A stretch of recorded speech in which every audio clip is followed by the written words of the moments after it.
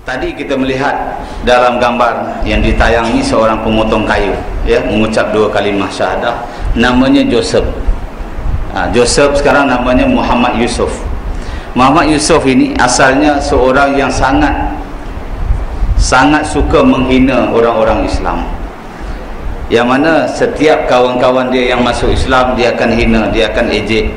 Kerana antara ejekannya, dia kata, kami orang-orang Kristian ada gereja, kamu mana masjid?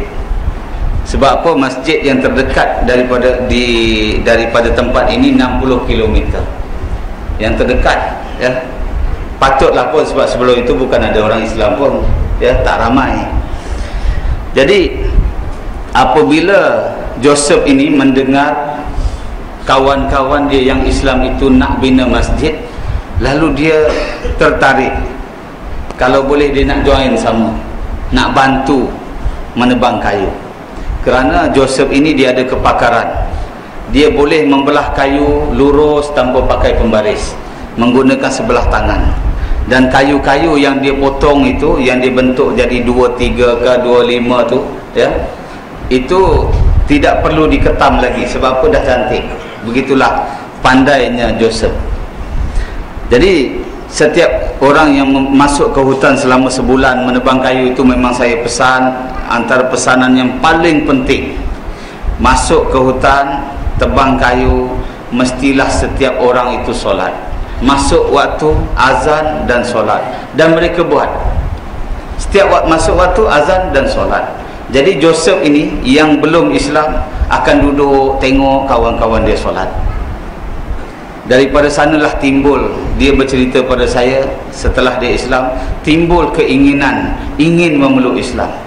Hanya melihat kawan-kawan dia solat. Kenapa? Dia kata inilah agama yang benar, kerana pengikut-pengikutnya sangat taat kepada Allah, susah payah dalam hutan tetap menyembah Allah. Kemudian pada satu hari Joseph ini datang ke Kampung Padang, tempat kita sedang mengangkat kayu waktu itu. Dia terpandangkan beberapa orang nenek sedang angkat kayu, macam kita lihat dalam gambar tadi. Itulah yang mengusik hatinya. Dia kata dia rasa sebab, dia rasa ingin sangat memeluk ajaran Islam itu. Akhirnya pada 8 hari bulan 12 tahun 2012, dia mengucap 2 kalimah syahadah di hadapan saya. Muhammad Yusuf inilah antara orang yang pertama setiap hari datang ke Masjid Asy-Syahadah ini waktu subuh untuk solat subuh. Dia datang naik motosikal 3 batu, ya, turun naik bukit, jalan tanah, bawa isteri dan anak. Bukan datang seorang. kita pun tak sanggup buat, tapi dialah orang yang sanggup bawa anak isteri datang solat subuh. Begitu dia menghargai bila dia sendiri yang memotong kayu-kayu itu sewaktu dia belum Islam, sampailah dia sudah memeluk Islam. Kemudian ada satu kisah lagi, seorang hamba Allah yang bernama Robert bin Singgah. Ini juga sudah Islam. Tapi sebelum dia Islam dulu, waktu pertama kali saya berziarah ke kampung dia. Kampung itu namanya Kampung Tinanduk. Jauhnya 4 jam perjalanan daripada kampung ini, daripada masjid ini. 1 jam perlu melalui jalan lori balak, dan 3 jam lagi perlu melalui sungai. Robert ini seorang penganut Kristian mazhab Yesus benar, ataupun True Jesus. Dia datang bertemu dengan saya waktu itu bulan 11 tahun 2011, lama sebelum masjid ini dibina. Dia datang, dia cerita dengan saya, Ustaz, saya dulu kalau saya lihat orang Islam, saya sangat benci, saya rasa nak pukul. Tapi sekarang kalau ada orang menghina Islam, sayalah yang akan pukul orang itu. Lalu saya tanya dengan dengan Robert, apa yang membuat kamu berubah begitu? Dia kata, saya mimpi. Pada satu hari dia cerita, dia pergi ke gereja, menaiki perahu 3 jam pergi, 3 jam balik, sangat penat, dan dia tertidur.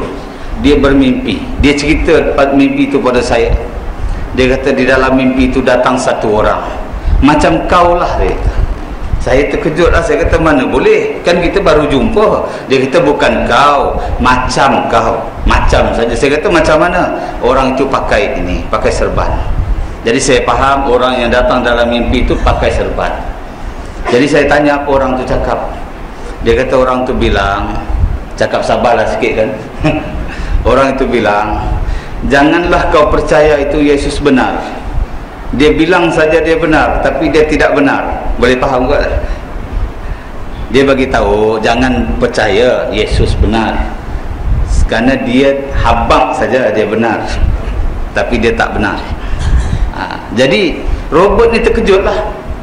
Satu ajaran yang sudah dilabel sebagai benar pun orang yang dalam mimpi itu kata tidak benar. Lalu dia bertanya, habis apa yang benar? Orang itu kata ikut saya. Orang tu pegang tangan dia, dia kata sejuk hati. Dan orang itu bawa dia berjalan sampailah mereka di satu jambatan yang tinggi dan panjang. Di hujungnya ada sebuah masjid. Lalu orang itu tunjuk ke arah masjid. Orang itu kata, Robert, itulah yang benar. Robert hairan, Robert terkejut. Dia kata, itu masjid, itu orang Islam punya.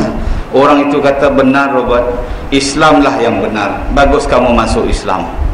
Lalu Robert bertanya kembali kepada orang itu, siapa kamu? Orang itu menjawab, sayalah Nabi Muhammad. Saya hairan macam mana Robert yang belum Islam ini didatangi oleh satu orang, tunjukkan dia masjid dan memberitahu dia Nabi Muhammad. Dan kedatangan Robert kepada saya itu bukan nak cerita mimpi. Dia nak tanya siapa Nabi Muhammad itu.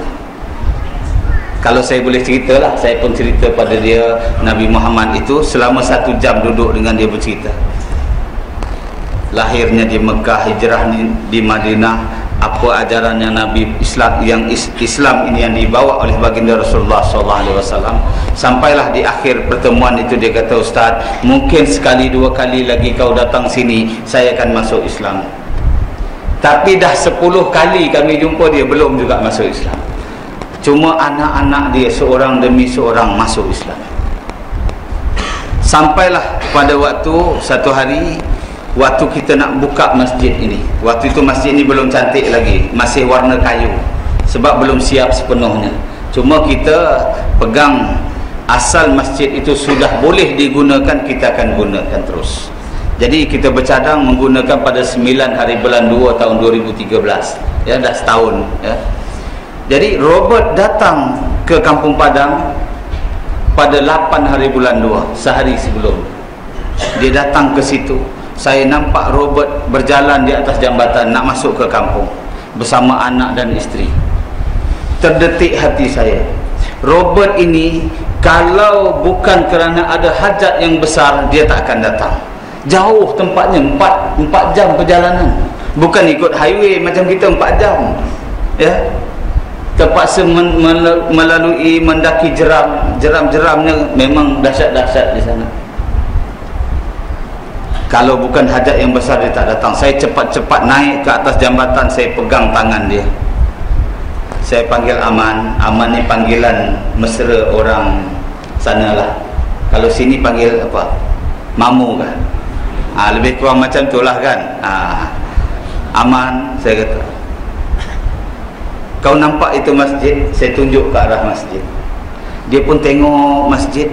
Tiba-tiba dia berkata, itulah yang saya nampak dalam mimpi. Lagi sekali saya terkejut. Sebab apa? Sewaktu dia mimpi dan sewaktu dia bercerita mimpi dia itu, masjid ni pun belum ada lagi. Masjid ini belum nak rancang dibina pun belum lagi waktu itu. Baru 5 orang masuk Islam waktu itu. Jadi saya ambil kesempatan itu, saya tanya dia, Aman, sekarang kau yakin Islam itu benar? Dia kata, benar, saya yakin Islam itu benar. Sekarang saya mau Islam. Lalu dia datang ke dewan, waktu itu masih pakai dewan lagi, dan dia mengucap 2 kalimah syahadah, diikuti oleh isteri dia. Jadi saya namakan mereka Abdul Aziz dan istrinya Azizah. Aziz, Azizah. Senang ingat. Sewaktu kita mula bina masjid, ada 2 orang. 2 orang ni dua-dua perempuan, bukan adik-beradik, tapi dia bermadu. Isteri nombor 1, isteri nombor 2. Suami dah meninggal. Dia dengar kita mula pacak tiang masjid, tertarik hati dia nak masuk Islam. Sedangkan gereja sedang dibina di depan rumah, betul-betul depan rumah dia. Lalu bila kita datang bercerita tentang Islam, mereka mahu memeluk Islam, dan kita namakan. Yang pertama itu mengikut nama isteri imam tempat tuan arkitek kita yang melukis pelan masjid ni. Saya dah tak tahu nama apa. Saya tanya tuan arkitek, apa nama isteri imam tempat tuan? Dia kata namanya Hamidah. Tak apalah, yang nombor 1 ni Hamidah. Yang nombor 2 Kasidah. Islam dah. Hamidah, Kasidah, Islam dah. Senang ingat. Begitu keadaan apabila Islam ini nampak di hadapan mata. Dulu satu masyarakat yang tak bersatu padu, tak disatukan, disatukan di dalam Islam. Sanggup mereka bekerjasama sampai terbina masjid. Dulu daripada kampung yang tidak begitu terurus nampaknya, alhamdulillah setelah Islam nampak cantik dan indah. Sampaikan keindahan itu menyebabkan cemburu mereka yang belum Islam. Ada kampung-kampung lain jumpa saya, Ustaz, boleh tak tolong ajak orang-orang Islam ni, tunjuk kami macam mana nak buat kampung cantik macam ni. Sebenarnya itu semua daripada Islam, semua dari dorongan iman, ya. Sebab bila kita sudah Islam, mereka yang asalnya memelihara anjing sudah tak pelihara anjing lagi. Kalau tidak, anjing sangat banyak di situ. Sekali saya datang, saya kata, mana pergi anjing-anjing semua? Dulu banyak anjing, ya. Jalan sikit je terpijak, jalan sikit je terpijak najis anjing. Saya tanya mana pergi? Mereka kata, Ustaz, anjing pun semua dah masuk Islam. Itulah kisahnya. Islam ini bila nampak di hadapan mata, tertarik mereka, cantik dan indah di hati mereka. Masjid ini bila siap, ya, antara perkara yang berlaku saya ceritakan, ada di kalangan mereka yang nak pergi kerja tiap-tiap hari akan lalu di hadapan masjid. Dia akan berhenti dulu, mesti tengok dulu masjid baru pergi. Kita pun tanya, kenapa kamu tiap-tiap hari nak pergi kerja mesti tengok masjid? Dia kata, kalau satu hari saya tak tengok masjid ni, saya rasa macam tak sarapan pagi, tak boleh kerja. Belum Islam tapi hati itu sudah ditarik-tarik untuk menerima Islam, cuma saat hidayahnya belum tiba. Satu hari blackout, tak ada api. Jadi bila kita azan, speaker kita ni tak bunyi lah waktu malam. Pagi-pagi besok mereka datang tanya, Ustaz, tadi malam orang Islam tak sembahyang ke? Kita tanya, sembahyang. Kenapa? Kami tak dengar azan. Kami tunggu azan, tiap-tiap waktu tunggu azan. Kami suka dengar azan. dah tak ada api, macam mana nak dengar, ya? Begitu keadaan hati mereka. Kerana apa? Kerana Islam itu sudah nampak di hadapan mata. Ini yang saya sebut sebagai mau'izatil hasanah itu tadi. Sebab tu Islam ni bukan cakap-cakap, tapi kena buat dalam sikap kita dan dalam perbuatan kita. Kalau kita sekadar pergi berdakwah, syarah-syarah, kemudian orang masuk Islam, lepas tu kita tinggal, ataupun kita syarah, kita Islam sekadar sembahyang saja, pun tak kena juga. Sebab Islam ini adalah seluruh kehidupan kita. Sampai mereka bangun, kita bangunkan jiwa mereka, suburkan dengan iman, suburkan dengan solat, sampai mereka mahu masjid mereka sendiri mereka bina. Sekarang bukan sekadar masjid, mereka sudah bina asrama di kiri dan kanan masjid, dan juga bangunan sekolah yang sedang dalam pembinaan sekarang. InsyaAllah kita akan uruskan pendidikan untuk anak-anak mereka juga di sana. Jadi Islam ini daripada kosong, daripada mereka tak beriman, kita berdakwah, seru mereka pada Islam, mereka beriman, masuk Islam, ajar mereka solat, didik hidupnya, jaga makan minumnya, jaga kebajikannya. Bagaimana kita jaga kebajikan mereka, mereka yang sudah Islam ini, ya? Asal mereka hanya petani. Petani pula bukan petani komersial, bukan petani yang boleh dapat duit. Mereka hanya tanam padi ataupun tanam sayur untuk makan sendiri, selebihnya memburu. Ada juga jadi jaga sekolah ataupun tukang sapu. Itu saja kebanyakan di kalangan mereka, ya, majoriti penduduk di sana. Jadi bagaimana setelah mereka Islam, kita bangunkan hidup mereka. Bila kita buat masjid, ya, sebab itu kita buat dua tabung. Satu tabung zakat, satu tabung wakaf. Tabung zakat adalah tabung untuk siapa-siapa saja umat Islam menyalurkan zakat untuk asnaf fi sabilillah, untuk kegunaan dakwah kita. kemudian untuk kebajikan mu'alaf, untuk fakir dan miskin. Kemudian tabung wakaf itu adalah untuk pembinaan masjid, pembinaan asrama dan lain-lain. Antara benda yang diperlukan untuk bina sekolah atau bina bangunan, batu bata. Nak beli satu bandel batu bata di sana, harganya tak mahal sangat, tapi yang lebih mahal harga pengangkutan. Nak mengangkut satu bandel batu bata lebih kurang 600 ketul tu, RM1,000.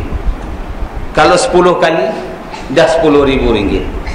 Saya fikir ambil daripada duit zakat, bincang dengan mereka, maukah kamu mengeluarkan batu bata sendiri, beli mixer, beli simen, pasir banyak kat sungai, mereka buat batu bata sendiri. Dari duit wakaf kita beli balik, dah ada sumber pendapatan. Sebahagian mereka dah ada pendapatan. Kemudian yang bertukang kita bagi upahnya, walaupun mereka kata sukarela. Kayu tiang ini, tiang masjid ni 8x8, kayu teras, kayu belian. Mengikut Mahkamah Anak Negeri RM21 harga dia satu kaki, ya, satu kaki RM21. Saya bagi tahu saya akan bayar, sebab duit wakaf orang bagi, kita akan bayarkan. Mereka kata kami tak mau. Saya paksa mereka letak satu harga, mereka minta RM7 satu kaki. Saya kata RM14 lagi macam mana? Ustaz, kami pun nak pahala jihad juga. Allahu Akbar. Baru berapa bulan masuk Islam. Subhanallah. Sebab itu mereka sanggup siang malam. Ada seorang perempuan, dia antara perempuan yang paling banyak angkut kayu. Anaknya meragam, tak nak berhenti menangis, digendongnya, taruh kain kat belakang. Malam-malam angkat kayu 2 macam tu, ulang alik sampai tengah malam. Sampai isteri saya bertanya pada dia, apa yang buat kamu kuat macam ni? Dia kata, saya pernah dengar Ustaz suruh baca surah Al-Fatihah, saya bacalah. Saya pun fikir bila saya suruh. Rupanya itu jadi kekuatan pada dia. Dia kata, saya angkat kayu jalan-jalan sampai, macam ada orang tolak je. Wallahu alam, itu bantuan Allah kepada dia. Jadi begitulah keadaan Islam ini. Bila diamalkan sungguh-sungguh, nampak cantik dan indahnya. Dan itulah yang mendorong makin hari makin ramai orang memeluk Islam. Dan kita tak cakap banyak, kita tak ceramah-ceramah di sana, melainkan mereka kebanyakan tertarik dengan melihat suasana Islam itu. Berlaku seperti mana zaman Rasulullah SAW. Datang seorang hamba Allah, hunus pedang nak bunuh Nabi. Mana Muhammad? Dia cari Nabi nak bunuh. Datang Sayyidina Umar, tangkap, ikat di belakang masjid.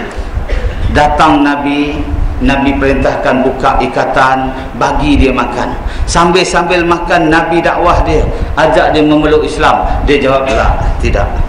Lalu Nabi bebaskan dia. 7 langkah dia melangkah keluar daripada masjid, cepat-cepat dia masuk. Dia tangkap tangan Nabi, pegang tangan Nabi. Dia mengucap, asyhadu an la ilaha illallah wa annaka Muhammadar Rasulullah. Lalu para sahabat bertanya, wahai saudara, kenapa tadi waktu Rasulullah ajak kamu masuk Islam kamu menolak, sekarang kamu datang pula memeluk Islam? Lalu kawan ini, ya, orang ini menjawab, wahai sahabat-sahabat, wahai saudara sekalian, sebenarnya aku nak masuk Islam tadi sewaktu aku kena ikat. Dalam keadaan tangan diikat, waktu bila-bila saja boleh dipancung, boleh dibunuh, waktu itu hatinya sudah jatuh hati dengan Islam. Dia kata, aku nampak kebenaran Islam, aku nampak kasih sayang di kalangan kamu, kerana itu aku ingin Islam. Datang pula Nabi dengan akhlak yang paling mulia, bebaskan aku, bagi pula aku makan. Lebih lagi aku mau memeluk Islam. Cuma bila Nabi ajak aku memeluk Islam, aku menolak. Aku cuma bimbang, kalau satu hari nanti anak cucu aku akan kata, datuk kamu dulu masuk Islam kerana takut kena bunuh. Itu saja. Jadi nak tunjukkan benar-benar dia mahu memeluk Islam, dia langkah beberapa langkah saja, cepat-cepat dia patah balik memeluk Islam di hadapan Rasulullah SAW. Orang datang nak bunuh Nabi, nampak keindahan Islam di hadapan mata, jatuh hati dengan Islam, terus memeluk Islam. Orang sekarang datang betul-betul ke tempat kita untuk memeluk Islam, tapi tengok umat Islam sedang bercakaran sama sendiri, tak bersatu padu, tak nampak cantik dan indah Islam itu di kalangan umat Islam. Dia kata, lain kalilah, patah balik.